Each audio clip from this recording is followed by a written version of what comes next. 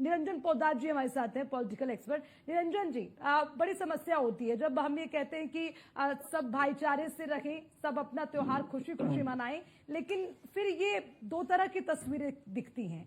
आपको कोई फर्क नजर आता है? खैर, भूपेंद्र जी ने एक पिक्चर क्लियर की है यहाँ पर कि जो नियम है वो सबके त्योहारों के लिए बराबर है, किसी के साथ कोई पक्षपात नहीं, लेकिन आपको लगता है कि इस बात से इत्तेफाक रखते हैं हर समुदाय के लोग?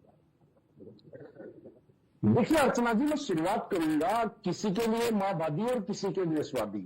ये बात इसलिए कह रहा हूं कि जो माँ की दाल होती है वो किसी के शरीर में वादी करती है और किसी को स्वाद लगती है, तो इसलिए मैंने ये बात कही।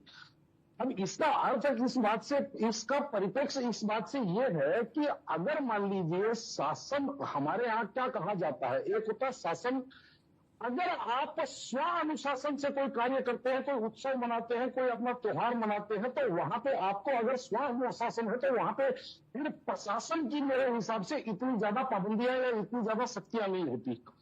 और रही बात क्या है कि एक विशेष वर्ग हमारे यहाँ एक ऐसा उत्पन्न हो गया पिछले 70-75 वर्षों के अंदर कि वहां पे कोई भी गाइडलाइंस या कोई भी किसी भी प्रकार की बयानबाजी करते हैं तो उसको एक विवाद का रूप दे दिया जाता है। उसके ऊपर एक राजनीतिक रोटियां सेकने के लिए कुछ राजनीतिक दल जो है वो उसके ऊपर कहीं ना कहीं चीन की तरह मंडराना चालू कर देते हैं।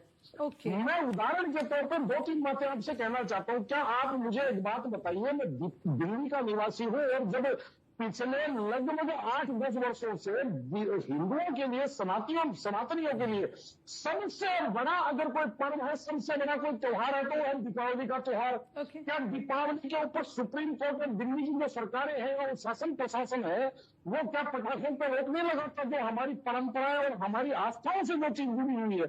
लेकिन रोक लगाते हैं ना, कोई विवाद तो नहीं हुआ इसको लेकर के, कहीं कोई ऐसी कोई हमारी विवेक तो नहीं हुई।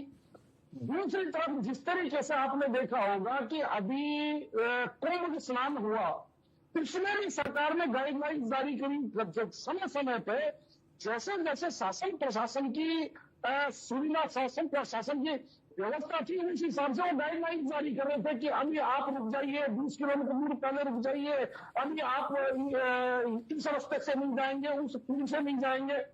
तो क्या आप ये मानते हैं कि वो क्या कोई धार्मिक आस्था पे चोट थी?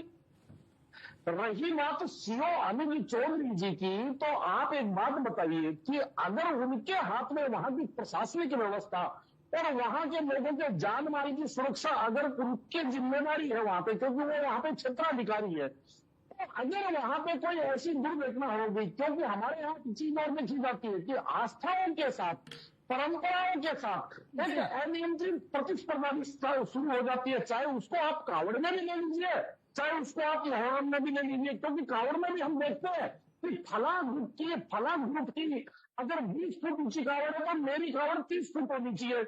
अगर मेरे ग्रुप की 30 फुट ऊंची कावड़ है तो फला ग्रुप की तो 50 फुट ऊंची होनी चाहिए। तो इसी तरीके से जो अलग अलग समुदाय है उनके बीच में अलग अलग जो ग्रुप बने हुए हैं, उनके अंदर एक प्रतिस्पर्धा। और आपने देखा होगा सोशल मीडिया का जमाना है, पिछले कई वर्षों से हम जब से सोशल मीडिया एक्टिव हो रहा है हम देख रहे हैं कि किस तरीके से अपराधियां बनने लग गए और उनके साथ जिस तरीके से घटनाएं घटती है, कई माएँ अपने लाल से हाथ दे बैठती हैं, कई पत्नियां अपने पतियों से हाथ दे बैठती है। अगर शासन प्रशासन उन घटनाओं से एक सेकंड, ठीक है पोद्दार, निरंजन पोद्दार जी बताइए। हाँ देखिए अर्चना जी, यहाँ पे 2 विषय थे, दोनों विषय पे मैं बात रखूंगा। पहली बात तो जो आशुतोष जी ने कही उसी बात पर मैं थोड़ा सा मैं और जोड़ना चाहता हूँ। हाँ। जिस तरीके से जागरण होते हैं या सड़क के ऊपर कई लोग अपने बच्ची की, अपनी बेटी की शादी के लिए सामियाना लगा करके शादी कर देते, तो इसके अंदर आपको एक चीज समझना पड़ेगा कि एक होता है संवाद, दूसरा होता है विवाद और तीसरा होता है अपवाद। अगर आप संवाद, आपके पूरे मोहल्ले में अगर आपसे संवाद है तो कोई आपको नहीं टोकेगा, तो प्रशासन को भी उसमें कोई दिक्कत नहीं है कि आप अपने घर के बाहर सामियाना लगा करके अपने बच्चों की शादी कर दीजिए।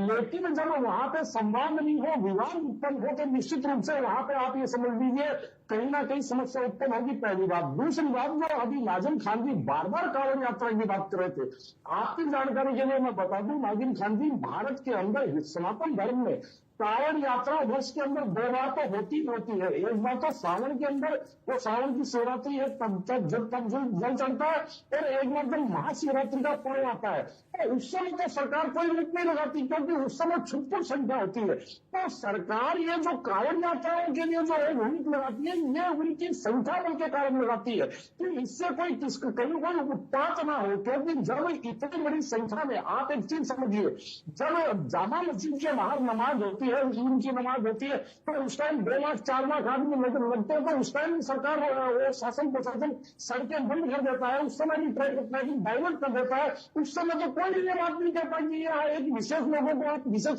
तो कहने का तात्पर्य ये है कि शासन प्रशासन समाज की सुरक्षा, समाज की सुविधा के लिए जो भी नियमावली तय करता है, वो समय समय और परिस्थितियों के हिसाब से तय करता है। इसको अगर हम धार्मिक चश्मे से जब देखने लगते हैं तो विवाद उत्पन्न होता है। जब हम ये कहते हैं कि हमें कुछ विशेष दर्जा जो प्राप्त था, वही दर्जा अभी हमें मिलता है, तो कहीं ना कहीं मुझे लगता है समस्या होती है।